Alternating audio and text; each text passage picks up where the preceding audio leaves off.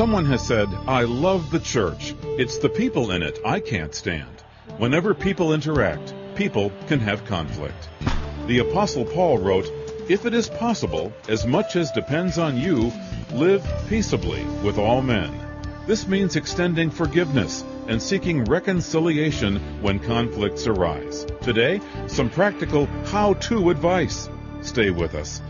From Chicago's Moody Church, this is Running to Win with Dr. Erwin Lutzer, whose clear teaching helps us make it across the finish line. Today, Erwin Lutzer is continuing his series on what happens after you've blown it, reconnecting with God and others. He tells us why we need wisdom in order to untangle messy situations. This is where we need wisdom. I mentioned to you last time that what I'm sharing with you is biblical counsel, hopefully with huge doses of good wisdom. And you have to seek the Lord. Here's a woman who writes an essay in college, and she gets several $100s because hers was the top essay, which she did not write. There's no way there to go back and to correct this because the essay contest has long since passed and the organization that sponsored it no longer is in existence. So what does she do? She takes the money that she wrongfully received and she puts it into the offering plate as conscience money. Because what she wants to do is to make sure that she has done everything humanly possible to make things right with God and with others. And last time I told you the story of a man for whom restitution meant jail time, possibly for the rest of his life. But it's worth it because there is nothing as important as living to please God. Well, all that by way of review. Now we come to the fourth principle. Forgiveness must be granted whether it is sought or unsought. Now, you and I know that forgiveness is very difficult. You say, "Pastor Lutzer, why is it so hard to forgive?" Well, I'm here today to tell you. Forgiveness is so difficult because forgiveness is so unjust. That's the problem with forgiveness. Because forgiveness says, I'm not demanding what is owed me. Forgiveness is saying that even though I've been wronged, I will bear the wrong and I will no longer hold you guilty of having done the wrong. I'll let God take care of that, as we shall see in a moment. But I set you free. I set aside what is owed me and I give up my demands to be paid. Oh, that hurts. But it's the only way of freedom, and it's the only biblical way. Now, there are some of my friends who disagree, and they say forgiveness always means reconciliation. I don't believe that. If we had more time, I would go through all the scriptures and show you why I disagree with some people who have many good things to say about forgiveness, but on this point we have a disagreement.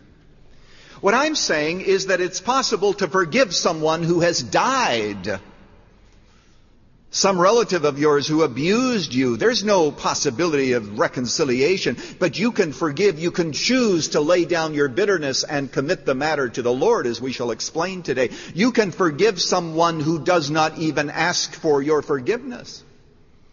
If you've been wronged by someone, if you've been abused, and that person does not come and ask forgiveness, and may I add, they seldom do.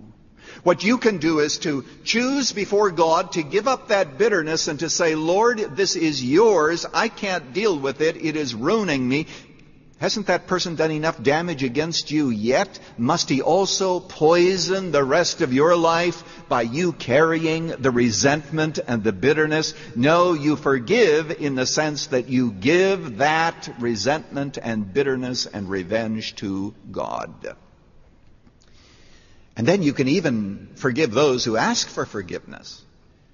But catch this now, you may withhold reconciliation. This gets sensitive now because I don't want to be misunderstood, but you remember in the preceding message, that man, that womanizer who thought that his wife should forgive him whenever he was out with another woman, and no matter how often he asked for forgiveness, Jesus said 40 times, what was it Jesus said, 70 times 7, and that she should forgive him. Yes, she may forgive, but reconciliation is another matter. You can forgive someone who chiseled you out of money, but you don't have to do business with them again. Why? Reconciliation has 3 legs to its stool, if I can put it that way. It's a stool, it's a chair with 3 legs. And the first one definitely is forgiveness. That's the beginning of it all. That's what starts it. But the other 2 are trust and respect. Forgiveness can sometimes be granted quite quickly, but trust may take a great deal of time to rebuild. Trust is like that vase that crashes on the floor, and all the pieces have to be glued together very carefully. And even after you have them in place, it still doesn't look quite right. And that's what takes time. It takes only one person to forgive, but it takes 2 to be reconciled. Reconciliation is based also on trust and respect. Please don't use what I've just said as an excuse to say, okay, well, we can't be reconciled because he doesn't respect me. I can't trust him. True Christians always work toward reconciliation. That is their burning desire and zeal. But sometimes, it's not possible to achieve. And when there is that rebuilding of trust that needs to take place, oftentimes you need Christian counseling. Somebody says, well, why do Christians need counseling? I have a friend who answers that question this way. It's because they don't do drugs and alcohol. That's why. God doesn't let us bypass our problems. God doesn't let us avoid and deny and drown our difficulties. God confronts us with reality and says, here is a problem and you cannot go around it, you can't go under it, you can't go over it, you must deal with it. And sometimes we need some biblical help and